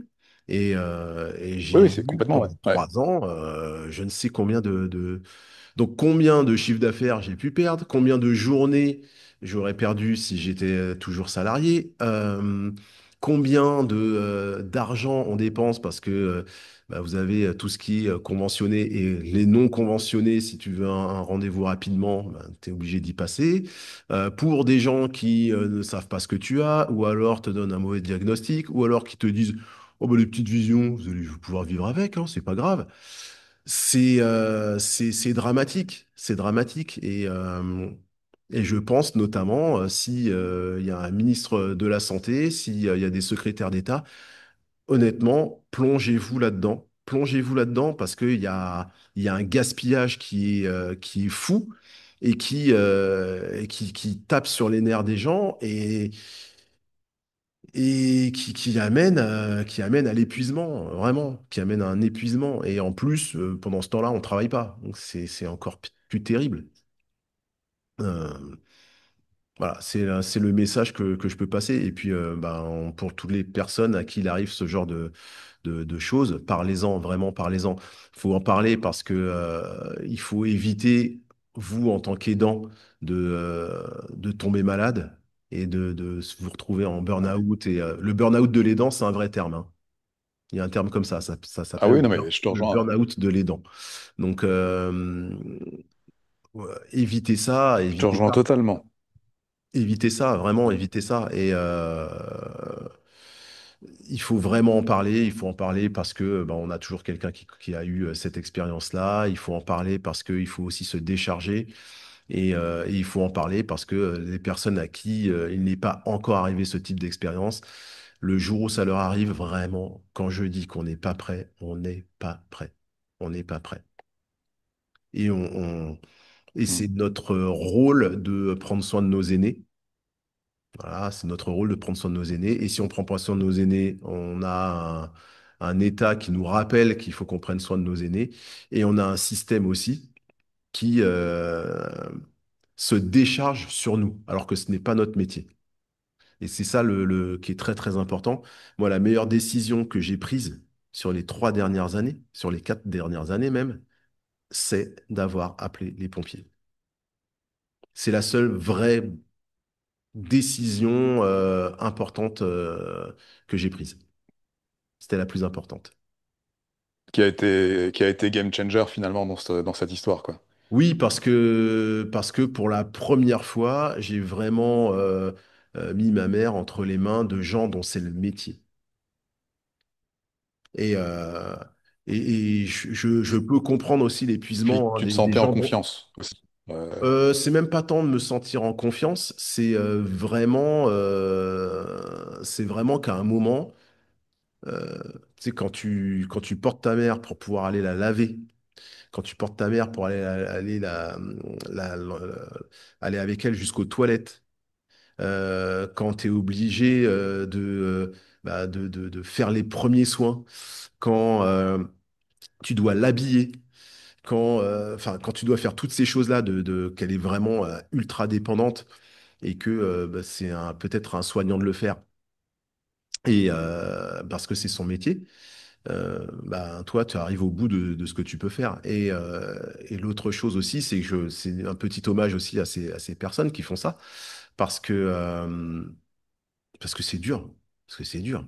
Euh, aller soulever quelqu'un pour pouvoir l'aider à se laver, mais c'est un métier, je sais même pas comment on peut faire ça pendant 40 ans, quoi. C'est terrible. Ouais, on parle de l'âge de départ en retraite, Mm. mais les carrières dans ce type de métier, mais c'est absolument effroyable. Je sais même pas comment on peut faire ça 2 ans. Donc 40 ans, enfin, on vit pas c'est pas le même métier. Donc, je sais qu'on a tendance Ouais, on se rend pas compte, hein. on se rend pas compte, on met tous les métiers sur au même plan pour le départ en retraite, mais c'est pas possible. Ne serait-ce même que quand on a le même Mm. métier, euh, le départ en retraite, moi, enfin la retraite, je trouve que on peut avoir le même métier et ne pas avoir les mêmes conditions. Je te redonne l'exemple encore une fois de ma mère. En fin de carrière, elle habitait à Sainte-Geneviève-des-Bois dans l'Essonne et elle bossait à la poste Ouais, totalement. du côté de Nanterre. Elle se levait, elle prenait le premier train à 5h30, l'INSEE, pour arriver à la Bibliothèque François Mitterrand. Elle prenait la ligne 14 jusqu'à la gare de Lyon. Elle prenait le RER A jusqu'à Nanterre Préfecture. Elle prenait un bus et elle terminait à pied pour commencer à 8h30 le matin. Celui qui habite à côté, il n'a pas les mêmes conditions. Il n'a pas les mêmes conditions. Donc, et Très juste. elle faisait ça en fin de carrière, euh, 5-6 ans avant la retraite. Donc, elle se retrouve en retraite et à 69 ans, on lui découvre cette maladie. Elle n'a même pas pu profiter de sa retraite. C'est terrible. C'est terrible. Et je parle de quelqu'un qui bossait dans un bureau. Elle était au RH. Donc, j'imagine quelqu'un qui a un travail, comment dire, physique. Euh, c'est terrible. Et soignant, c'est un travail et physique et psychologique. Parce qu'on voit des gens malades, c'est dur, c'est dur. Ah oui, C'est c'est une, extrêmement dur. Donc, véritablement. d'autant plus, j'en rajoute une couche sur cette fameuse efficacité. Ben, si cet argent, moi, que j'ai perdu sur les en 3 ans pour aller vers des chemins qui me convenaient pas, mais soyons plus efficaces et dont les personnes aussi du corps médical qui en ont besoin et pour qui c'est difficile, qui font des heures pas possibles, qui travaillent la nuit, enfin, voilà, je pense qu'il y a vraiment bien mieux à faire. Ouais, carrément. Mais je pense qu'avec l'idée que tu as soufflé tout à l'heure par rapport à l'IA, tu vas avoir. Voilà. J'imagine que ça va donner des idées, enfin, je l'espère, à des programmateurs ou des gens qui sauront mettre en place ce genre d'outils. Parce que, en effet, avec l'intelligence artificielle aujourd'hui, vu que toi-même tu l'as expérimenté avec un simple outil comme ChatGPT,